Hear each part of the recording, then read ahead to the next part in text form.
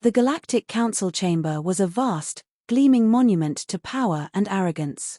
Towering spires of crystalline light shimmered above the gathered delegates, their forms elegant and proud.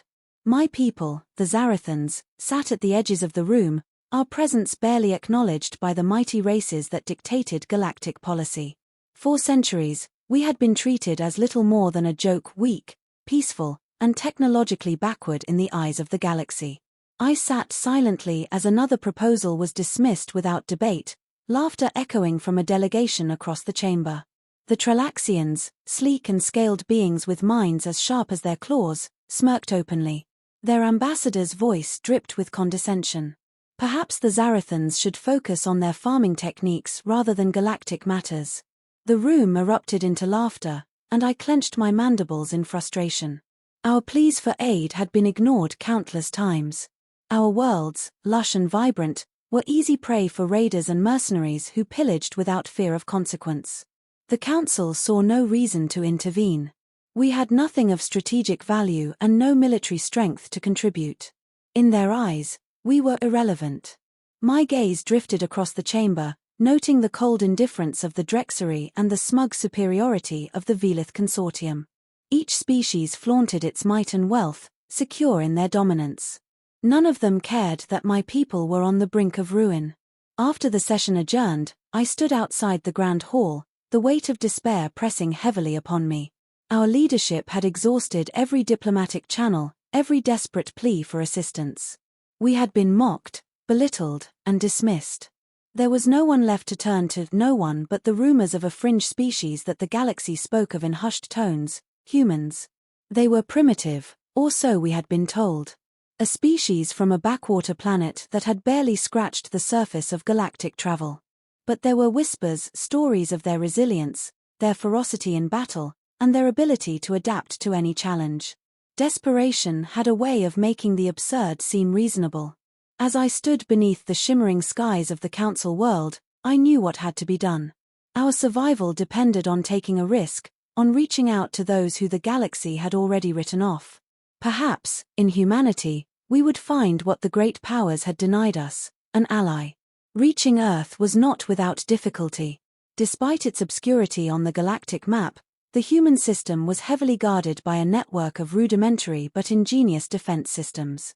Their technology, though rough around the edges, pulsed with a raw, practical brilliance that hinted at untapped potential. When we first made contact, the response was swift and cautious. Human vessels surrounded our ship, their designs lacking the elegance of most galactic fleets but brimming with an undeniable sense of purpose. A terse voice crackled through our communications.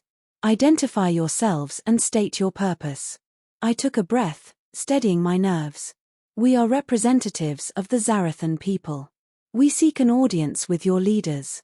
There was a pause, followed by a curt response. "Prepare for escort. Any deviation will be met with lethal force." The landing site was bustling with activity. Human soldiers, clad in angular armor, moved with disciplined precision. Their eyes, sharp and unyielding, scanned us with a mix of curiosity and suspicion. Despite their wariness, there was something different about them, an openness that contrasted starkly with the cold arrogance of the Galactic Council races. A human official approached, his expression neutral but not unkind. "Welcome to Earth. I am Colonel Hayes. Follow me." Inside a Spartan meeting room, we presented our case. We spoke of the relentless raids, the indifference of the Galactic Council, and our desperate need for allies. The humans listened intently, their faces betraying no immediate judgment. When we finished, Colonel Hayes leaned forward, his eyes gleaming with a dangerous resolve. "You're telling me the so-called superior species of the galaxy left you to fend for yourselves?" "Yes," I admitted bitterly. "They see us as weak and insignificant." He nodded slowly. "Sounds familiar. We've been underestimated before." The room fell into a thoughtful silence before Hayes spoke again. "We'll help you. But understand this, humans don't do things halfway. If we're in, we're all in." Relief flooded through me, but curiosity lingered. "Why would you help us when others have turned their backs?" He smiled faintly. "Because we know what it's like to be mocked and dismissed. And because when someone comes to us in need, we don't turn away.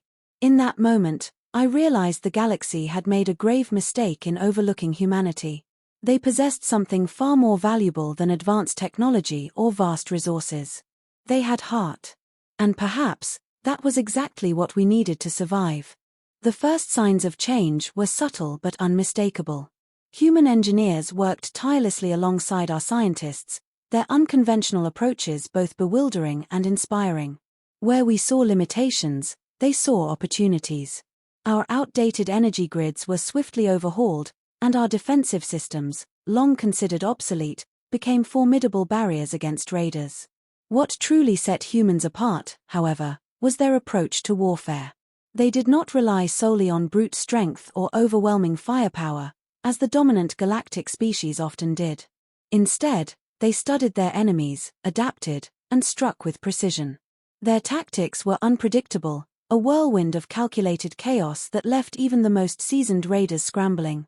I watched from a command center as a human-led fleet engaged a notorious band of mercenaries. The enemy ships, sleek and advanced, moved with practiced arrogance. Yet within minutes, their formations crumbled under the relentless assault of human ingenuity. Flanking maneuvers, decoy signals, and sudden bursts of firepower turned the tide in our favor. Target neutralized, a human pilot reported calmly over the comms.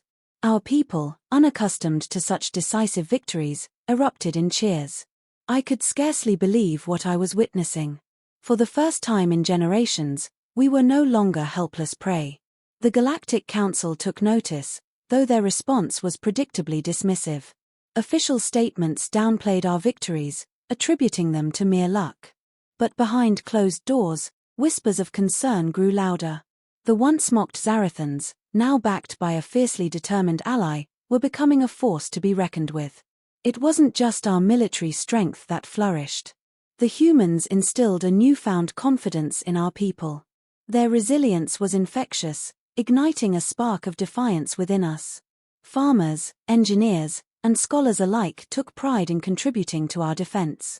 Our society, long stagnant under the weight of galactic scorn, began to thrive. One evening, as I stood on a balcony overlooking a bustling city, Colonel Hayes joined me. "Not bad for a bunch of farmers, huh?" he remarked with a grin. "Not bad at all," I agreed, my voice tinged with awe. "You've given us hope." He nodded, his expression turning serious. "Hope's a powerful thing. But we're not done yet. The galaxy still thinks it can push you around. Let's show them how wrong they are." I felt a surge of determination. With humanity by our side, we were no longer victims. We were ready to fight for our place in the galaxy. And this time, we would not be silenced. The final battle was nothing short of monumental. Galactic forces, led by factions that had once dismissed us, launched an all-out offensive to crush what they saw as a dangerous uprising. Their fleets darkened the skies over our homeworld, gleaming with technological superiority. But we were no longer the same defenseless people they had mocked. Side by side with human commanders, our forces stood ready. Human pilots guided our newly modified ships, their unconventional strategies honed through countless battles. Zarathan ground troops, once timid and ill-prepared, moved with newfound confidence, armed with advanced weaponry designed by Earth's engineers. The enemy struck hard and fast, their precision devastating, but they were met with resistance they had never anticipated. Human ingenuity and Zarathan resilience wove together seamlessly. Where they tried to outgun us, we outsmarted them. Coordinated feints drew enemy ships into ambushes, and cloaked drones crippled their most advanced vessels. On the ground, the battle was fierce. Enemy forces advanced, expecting little resistance, but they were met with a determined defense. I watched as a Zarathan soldier, emboldened by training with human veterans, stood his ground and repelled an entire squadron. The turning point came when human reinforcements arrived from orbit, executing a daring maneuver that cut off the enemy's supply lines. The once overconfident invaders faltered, their formations unraveling as panic set in. The Council forces, accustomed to dominating through sheer power, were ill-equipped to handle a coordinated and unpredictable response. As the dust settled, silence fell over the battlefield. The invincible fleets of the Galactic Council lay in ruins, their arrogance shattered. Victory was ours. The aftermath was as transformative as the battle itself. The Galactic Council, faced with undeniable defeat, extended a formal invitation for humans to join their ranks. Reluctantly, they acknowledged the Zarathans as equal members, their disdain replaced by wary respect. Other oppressed species, inspired by our defiance, began to rise up, forging alliances and demanding change. The galaxy was no longer a playground for the powerful, it was becoming a place where unity and cooperation mattered more than dominance. Colonel Hayes stood beside me as we addressed a gathering of our people. "You proved them all wrong," he said quietly. "That's something worth remembering." "We did it together," I replied. He smiled faintly. "Yeah. Funny how that works." As I looked out over the crowd, I felt a profound sense of pride. The galaxy had mocked us, dismissed us, and left us to fend for ourselves.